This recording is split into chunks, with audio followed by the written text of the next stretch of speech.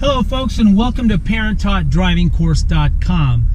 Okay, so today's lesson takes place, of course, after your student has earned their learner's permit. So once they go through the process of testing for their learner's permit and they get that permit, at that point you can go ahead and start the behind the wheel instruction. So this first lesson, you're going to want to do this in a parking lot setting, a nice big parking lot. You want to make sure the parking lot is flat, free of obstructions. You want to make sure that there aren't parked cars or any sort of hazards that could pose a problem. So what you'll want to do is once you get in the car, first and foremost, you're going to want to do the pre-drive task. So we do have a video on our YouTube channel that will give you the details on the pre-drive task. So once you do the pre-drive task, which you're going to want to do before any lesson, go ahead and get your student in the driver's seat. You'll want to make sure that they're in the driver's seat,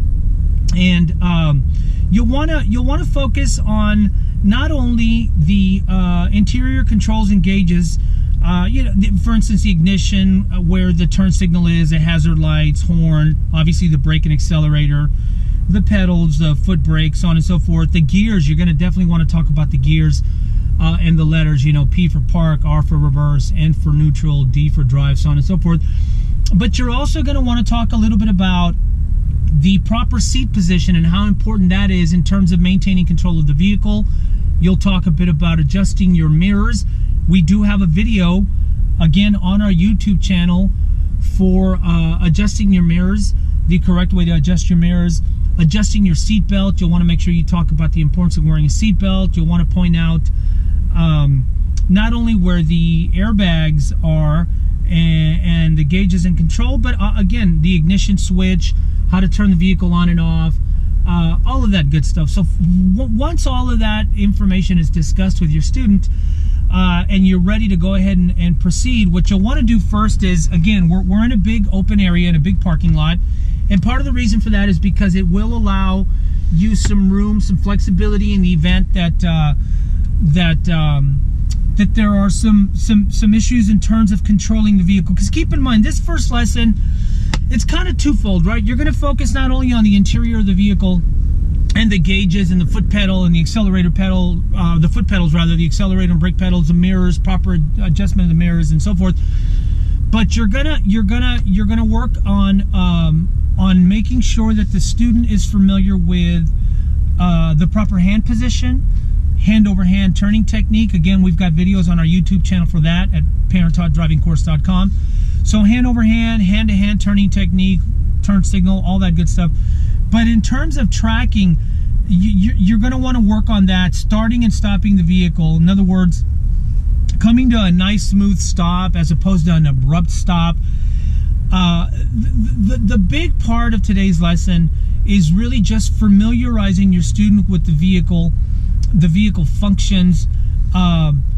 Every car is a little bit different. If you're talking about accelerator, how it responds, the accelerator and brake are going to feel a little bit different in an SUV and truck versus a compact. Are you in a 4-cylinder, 6-cylinder, 8-cylinder? Response is gonna vary based on the type of engine, the size engine you're in.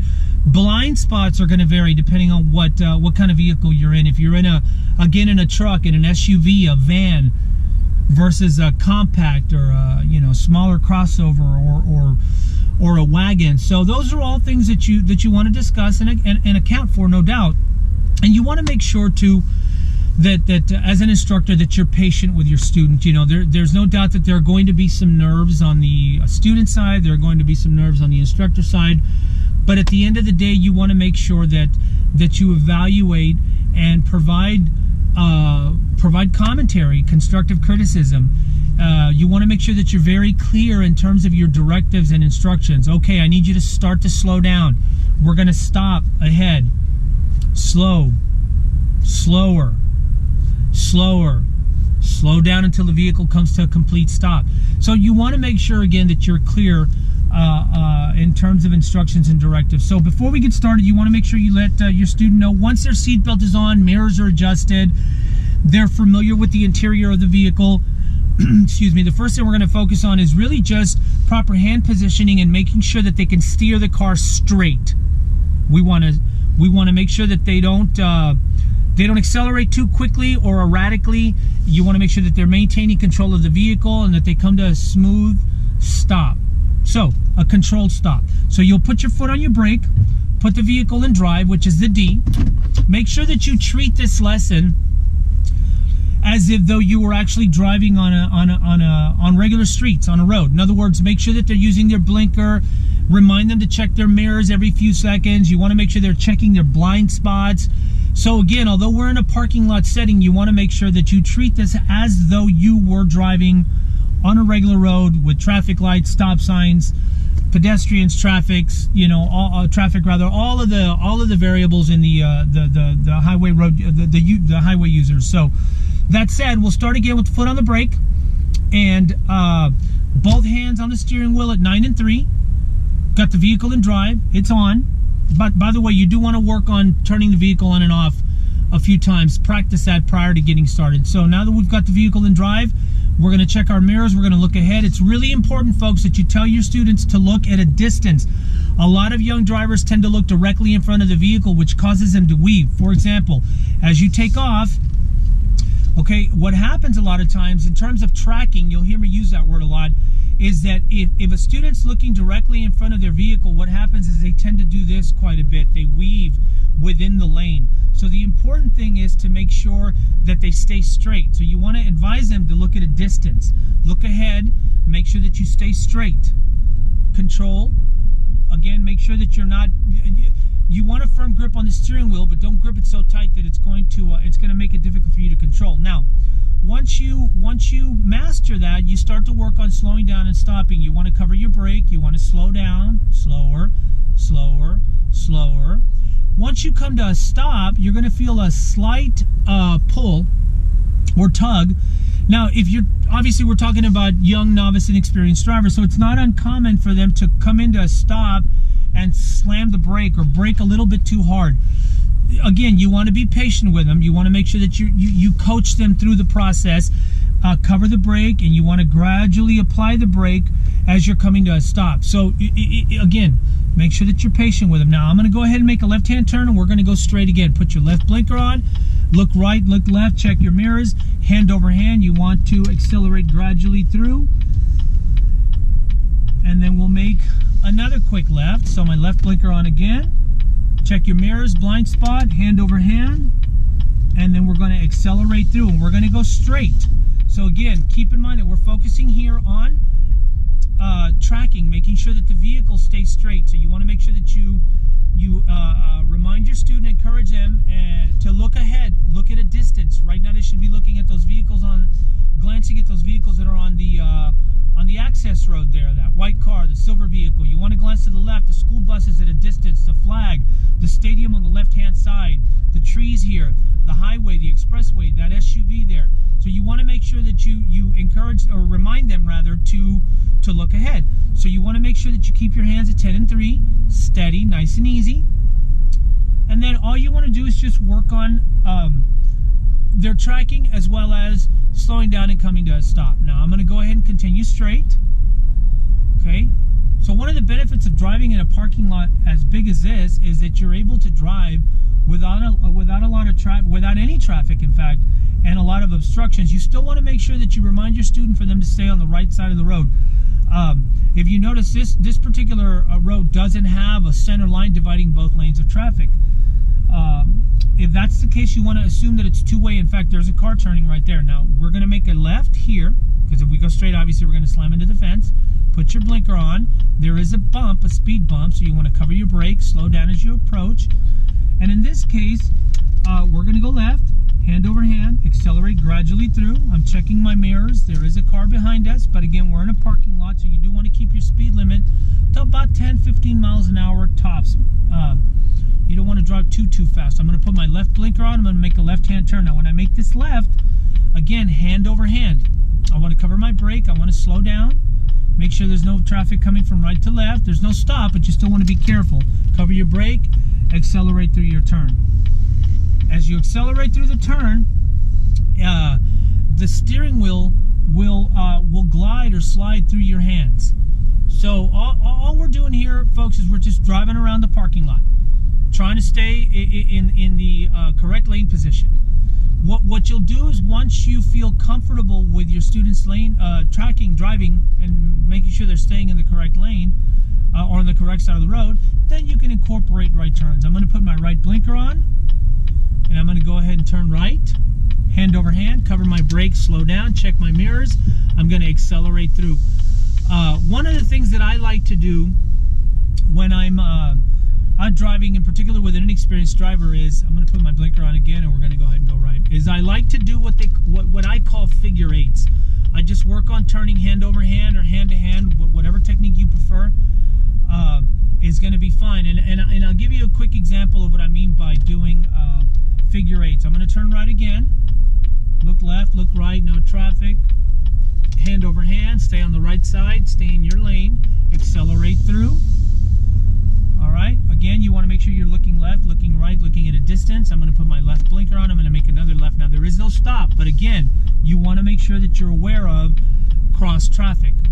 Cover my brakes, slow down. Now, when you make this left, you want to make sure that you don't turn too soon, because you're going to end up turning in the opposite lane. So, accelerate through your turn. I'm going to put my right blinker on. I'm going to make another right-hand turn here. I'm going to cover my brake and slow down. Now, when you're making right turns, it's really important that you're in the correct lane. If you are too far to the right, if you're too far to the right or too close to the curb, here's what's going to happen. When you make that right-hand turn, what's going to happen is you're going to end up jumping the curb. Okay, so if you notice there, I jumped the curb, and then what will happen is you end up swinging wide, and then you end up in the opposite flow of traffic. So lane positioning is going to be really important. That's something that you're going to want to discuss with your student. If you're too far to the right and you're turning right, you're going to end up jumping the curb. If you're too far to the left, then you have to deal with oncoming traffic. So we're going to curve to the right, cover your brakes, slow down, hand over hand, accelerate out of the turn, or hand to hand, again, whatever you prefer.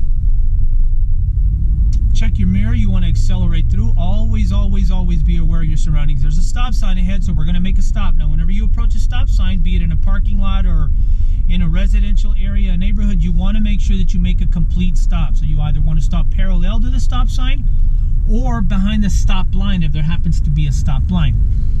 So once we make that complete stop, again, you'll feel a nice a slight tug. Look left, look right, no traffic. Look behind you, look ahead of you, look left, look right, accelerate through, and we're going to go straight. Now here is what I'm talking about in terms of working on the figure eights. This is going to help your student with their hand over hand turning technique, as well as their hand-eye coordination and vehicle control, acceleration control. They'll get used to the accelerator and the brake. So I'm putting my right blinker on. I'm going to go hand over hand to the right, cover my brakes, slow down as I'm making the turn, and once I come out of the turn, I'm going to accelerate. I'm going to let the steering wheel slide through my hands, and boom, you're good to go. Now I'm going to make a left turn, and we're going to make a U-turn again. So what I'm going to do is I'm going to go hand over hand to the left, cover my brake, and that's it, folks. You're just going to do what I refer to as figure eights to allow your student to get accustomed to the steering wheel and the feel of the vehicle as you're coming around these turns. Once again, to the right, hand over hand, you want to accelerate. Here we'll do another one to the left. So the nice thing about being in this type of setting is that you have plenty of room to work on these maneuvers, which is why it is advised that you work on these maneuvers in a parking lot that's flat and that is free of traffic and obstructions, because it allows you a lot of flexibility. Now again, once you get done with this initial lesson, you want to make sure that you have a dialogue with your student, and you talk to him or her about what they did correctly, what they need to work on, and encourage them. Make sure that you talk about your experiences in terms of driving. Obviously, as an instructor and an experienced driver, you're going to be in a position to provide that student with some valuable information. Now, keep in mind, if you feel comfortable enough, and you're not done with the first lesson in terms of time, then then what you're going, you can, if you'd like, you can go ahead and drive in a neighborhood setting and work on right and left hand turns. But it all depends on how you feel. Keep in mind again, this first lesson it's really just an introductory lesson to